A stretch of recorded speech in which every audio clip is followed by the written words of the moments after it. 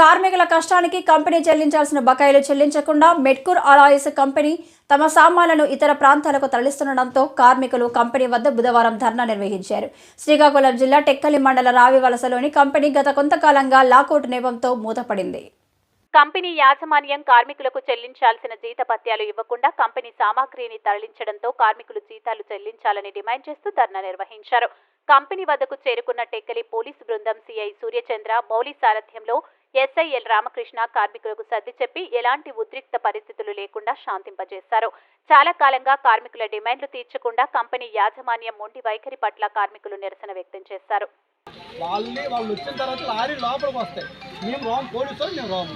మీకు అర్థమైంది కదా? సరుకు ఉన్నది,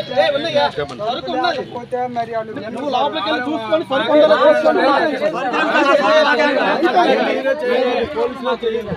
అందుకని నువ్వు వెళ్ళి చూసుకోండి.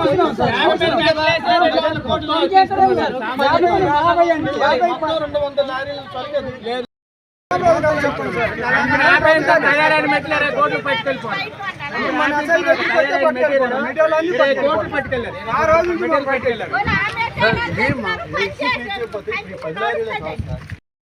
మరి మేడం గారు ఏం చెప్తుంది? మేడం గారు మాట తెలిసి మేము ఏదో క్లారిటీ మేడం గారు చెప్తాం. లేదు, మేడం గారు ఏది చెప్తాను ఫాలో అయిపోతుందండి. మేడం గారు చెప్పండి, మేడం గారు వదిలేండి, మాకు సెటిల్మెంట్ చేసేయండి. మాకు సెటిల్మెంట్ చేసేవారండి. ఆ సెటిల్మెంట్ మేము ఎందుకు ఎవరు చేస్తారు? నీకు తెలియదు.